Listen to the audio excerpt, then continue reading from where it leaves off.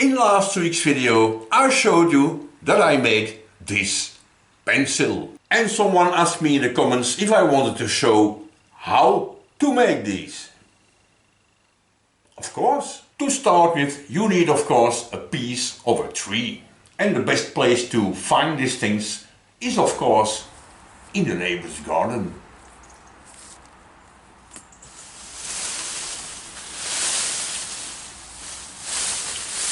Now that we have this, we can start thinking dimensions. If I take a real pencil, the thickness, the diameter of the thing goes at least 25 times in the length. And in my opinion, it looks too much like a real pencil. What I like to do is to measure my piece of tree here. This one is 30 millimeter and we take somewhere between 3 and 5 times. So let's say 150. And of course take care that the piece you want to use is more or less straight and looks good. After all, it's a gadget.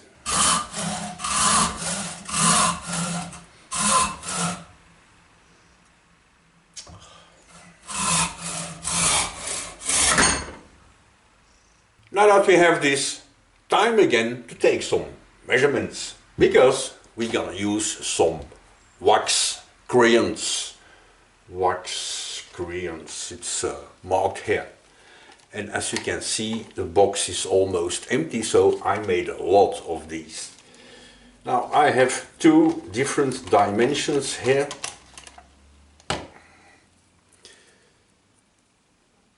Let's measure. 8, 11. I think for this thickness of wood, the 8 millimeter will look better. So next step, drill a hole 8 millimeter on this side and a shallow hole on this side.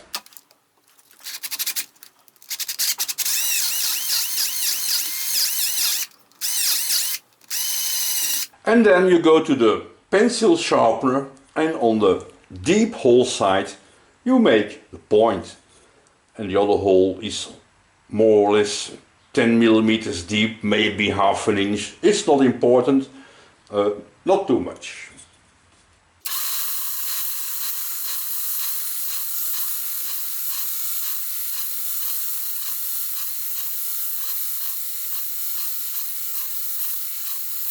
I made a point so that it touches almost the rim of the hole here. Now, not completely, not to break it off.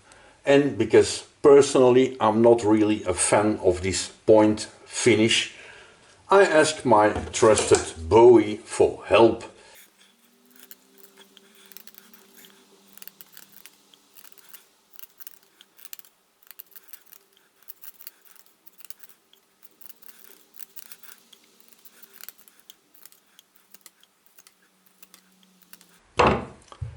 And of course it's much easier to do when you use softwood. But because I don't know a thing about wood, I didn't know that this was hard. And now comes the hardest part of the build. And that is of course choosing the right color. And I think it will be this one because it was on top. This one of course comes here. And as you can see, it is too long, and that is exactly what we need, because on the back side here we need to put a little piece too. And we're gonna glue it in with wood glue.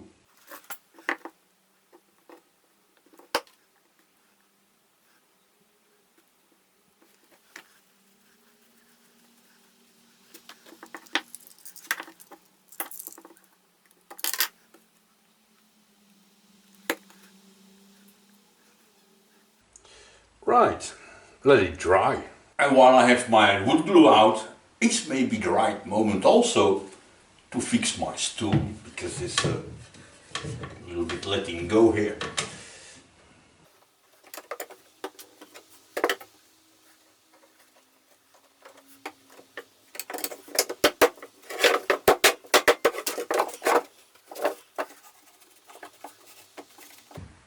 That will do. And in the meanwhile the glue is dry, more or less, and all it needs now is the final touch. Make this point look as if it's a pencil point.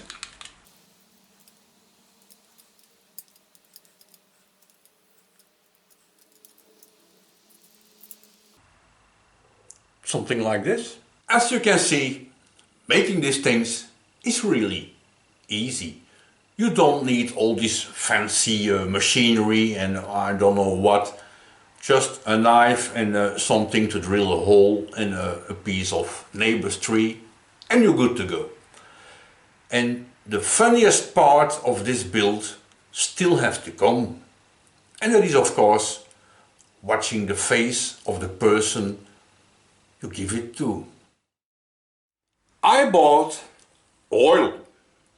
And because it was half the price of a normal oil, I bought a second oil. Now, for the price I paid for this, I don't think there is much gold in it, but you never know.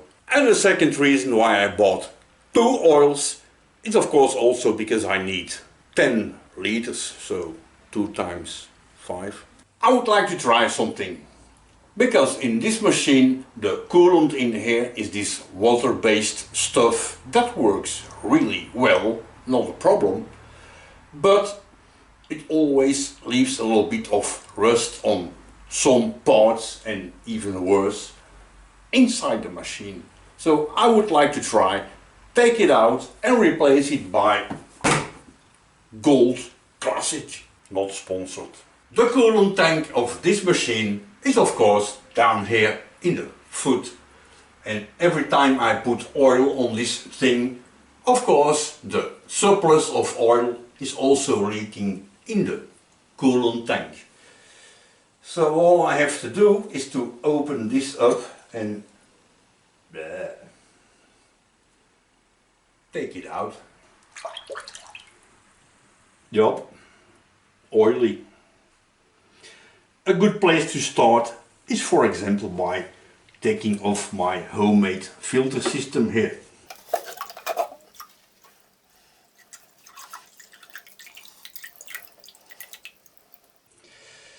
And as you can see here, there's all kind of rusty chips that sticks on, and that is of course because inside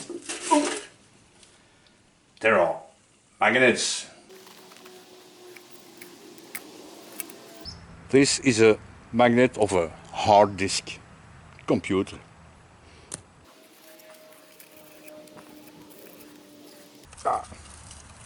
Come on. And this is the other half. Before I take out the old coolant, first I want to say thank you to all of you who helped me some time ago to explain what to do to prevent the coolant from becoming sewage, stinks, yeah. Some of you said that I should put some eau de javel, I don't know the name in English, but kleur, yeah. And it works perfectly fine. I put somewhere between 2 and 3 liters of eau de javel in the coolant, let it run, and since then it works.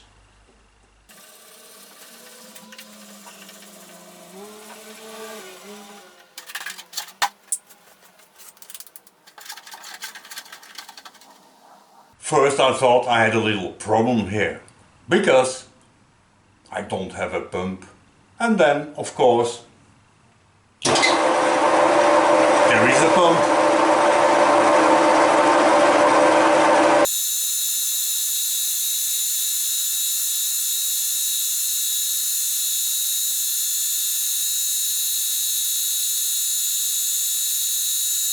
I took out about 5 liters of coolant, and what's left in here, the pump can't pick it up anymore. And I have here more or less 10 millimeter. So this will be a little job for the Electrolux, made in Sweden, long time ago.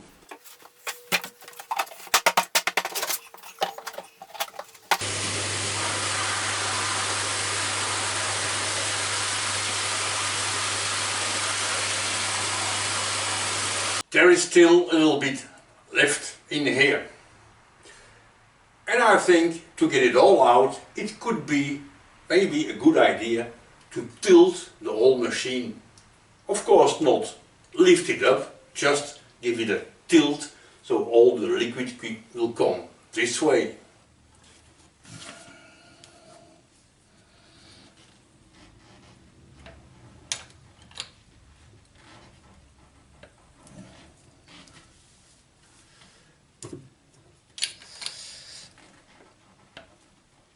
It's a bit hard to put on camera, but it seems to work just fine. Right, let's suck out what's left.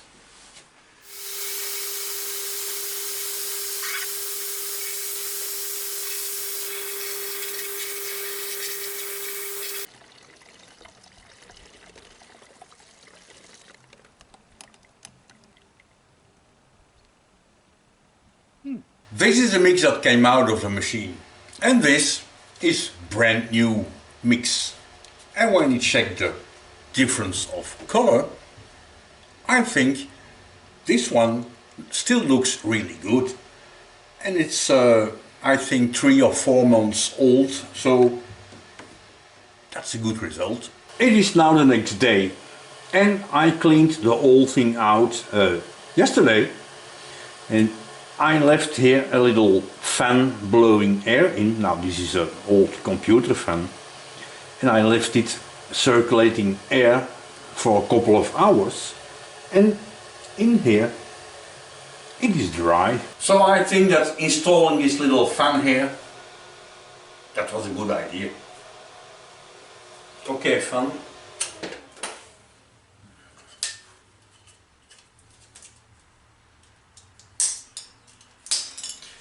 Right, I will do a little bit final cleaning here around the foot and put the oil in.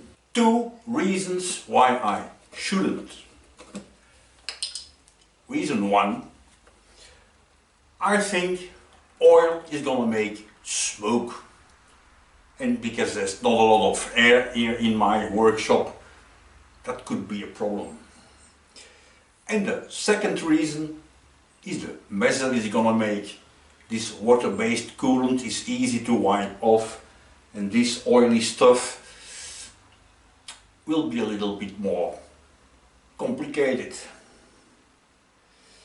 But there's also reasons why I should not use water-based coolant.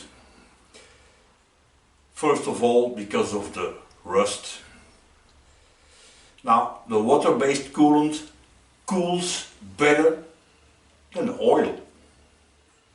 But this is a small machine making light cuts, so it produces heat sometimes, but only a little bit.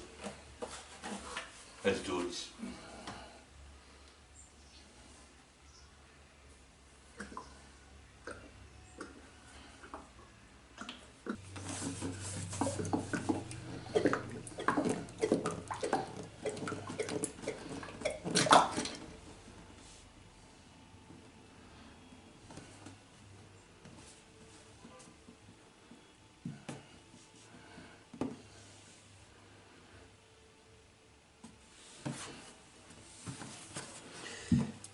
It could well be that this 5 liter now is already enough.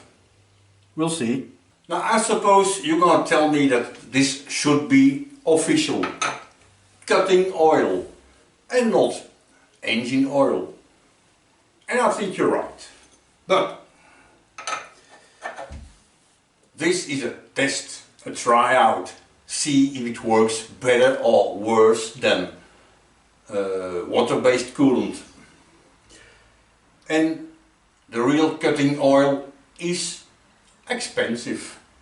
For the real cutting oil, for a little bit of quality, I have to pay 4 times more than I paid for this one. So in the meanwhile, this will do.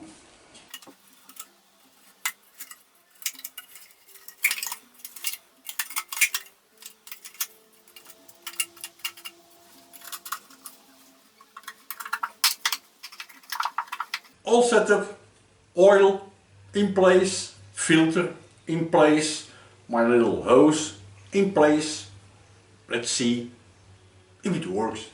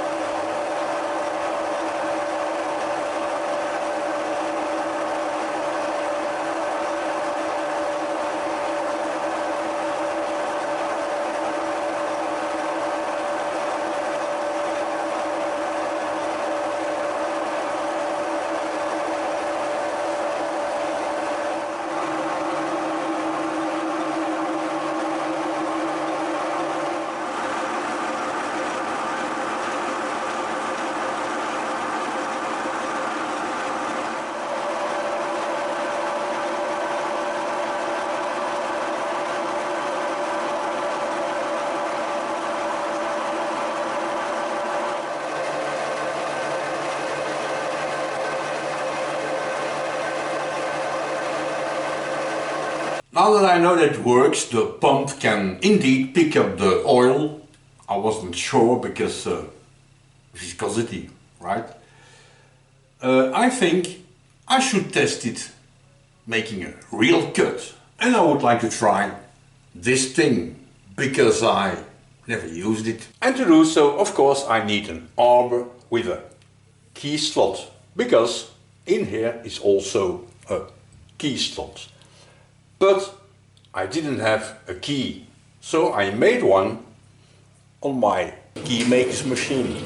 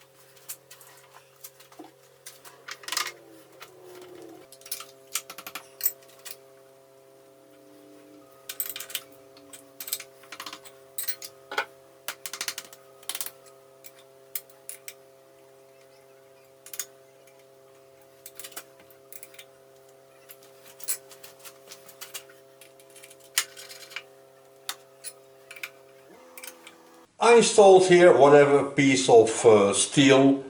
There were 2 holes in it, so very handy to bolt it down. And to be good, this slitting saw should spin at more or less 55 rotations a minute. But the slowest speed I have on this machine is a tiny bit less than 100, so it will spin too fast, but we'll see if it works. First touch off, and here we go.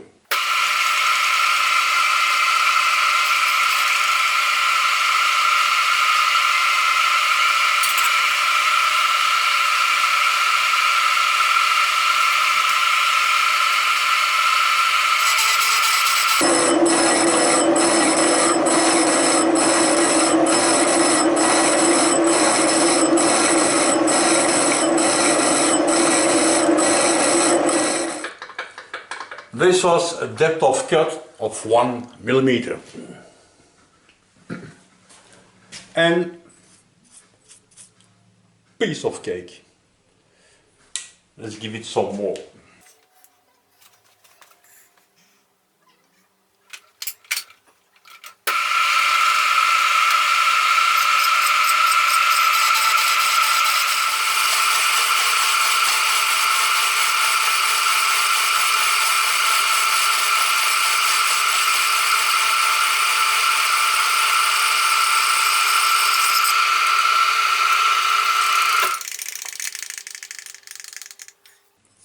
I think it gives a great result. It clears the chips very well. Let's try a deeper cut.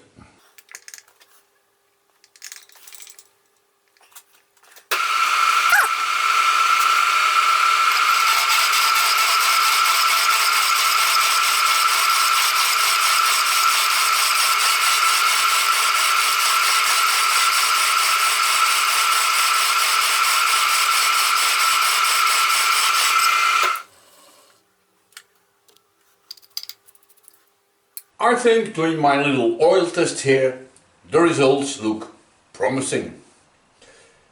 No smoke, so that's a good thing. Of course it drains a little bit slower than this water-based stuff, but I'm not in a hurry. And a small concern I had was that maybe the chips would stick too much on the cutting tool. But in fact, not at all. You really see the chips being washed away even better than with water coolant stuff. Of course I have to play a little bit more with this thing, and then when using a vise see how much of a mess it makes. But all in all, I think it's a success.